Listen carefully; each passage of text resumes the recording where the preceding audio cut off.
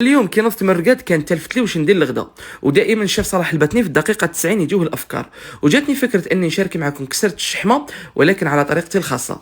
البنه مضمونه والنتيجه دهشتني. هذه الوصفه جربوها متاكد راح تعجبكم. خليكم على الوصفه. اول حاجه في ريسيبيون عندي 2 كيلات نتاع السميد اللي يكون رقيق، نص كيله نتاع فرينه، ملعقه متوسطه نتاع الملح. نخلطوا هذه المكونات الجافه، نجيبوا كاس تاع الماء اللي يكون دافي نضيفوه بالتدريج حتى نتحصلوا على عجينه اللي تكون متماسكه. ندلكوها حوالي 5 دقائق مع اضافه الماء بالتدريج حتى نتحصلوا على عجينه تكون طريه، ما تكونش كما تاع المسمن ولكن تكون حكمه روحها. نقسمها الى 4 كوريات ندهنهم بالزيت، نغطيهم ونخليهم على الاقل لمده ساعه يرتاحوا. بالنسبه للحشو عندي حبه بصل في مقله مع شويه زيت قطعتها مربعات صغيره، 2 حبات نتاع السناريه ربيتهم، وحبه تاع طماطم كبيره تكون طيبه، ملح فلفل الكحل، ونطيبهم. بعد ما طابوا لي قسمتهم الى قسمين، قسم ضفت له الشحمه وزدت عاود رجعته على النار، وقسم الثاني درت له هنا علبه تاع طون ريكامار صوص بيكونت. هذا الحار الناس اللي تحب الحراره عليكم على طون ريكامار صوص بيكونت. خلطتهم بلا ما نرجعهم على النار، نجيب بابي كويسون دهنه بالزيت، ونحط كوريا نتاع العجين نفتحها بالبزاف على الجوانب، وفي المنتصف ما نفتحهاش بزاف. نحط الحشو ونغلقها كما كنتم تشوفوا على الجوانب، ونقعد نفتحها على قد ما قدرت.